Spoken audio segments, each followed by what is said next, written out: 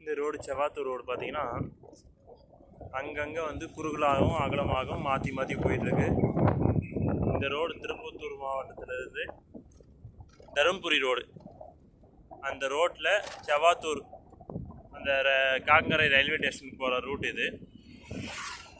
இங்கே நிறைய பள்ளிகள், நிறைய ஊர்களுக்கு பிரியுது, கிராமங்களுக்கு. இந்த பாதையை அகலப்படுத்தாமல் இன்னும் வந்து பார்த்திங்கன்னா குறுகலாகவே வச்சுருக்காங்க. நிறைய இடத்துல இந்த மாதிரி மண்ணெல்லாம் வந்து மழை நீரில் அரித்து ரொம்ப பள்ளமாக இருக்கும்.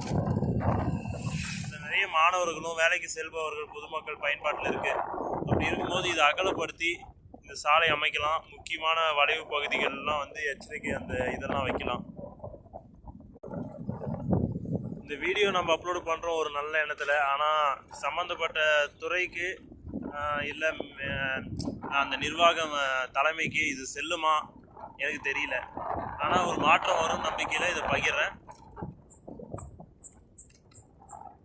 ஏன்னா பாருங்கள் எவ்வளோ முற்செடிகள்லாம் வந்து பார்த்திங்கன்னா படர்ந்துருக்கு. இதெல்லாம் சுற்றியோ அந்த முற்செடிகள்லாம் ரிமூவ் பண்ணிவிட்டு சாலையை அகலப்படுத்தி நல்லா பாதுகாப்பான பயணத்திற்கு வழி செய்யலாம். இரவு நேரத்தில் ஃபுல்லாகவே இருளில் தான் வந்து மக்கள் பயணிக்கிறாங்க.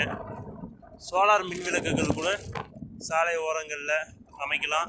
இந்த வளைவு பகுதிகள், பள்ளிகள் இருக்கிற இடத்துல அந்த எச்சரிக்கை பலகைகள், அந்த போர்டு வரும் இல்லைங்களா, அதை வைக்கலாம். இதெல்லாம் வந்து சம்மந்தப்பட்ட நிர்வாகம் செஞ்சால் நல்லாயிருக்கும். நன்றி. சம்மந்தப்பட்ட துறைக்கு இது செல்வதற்கு இந்த வீடியோவை பகிருங்க. ஒரு மாற்றம் வரும்னு நம்புவோம்.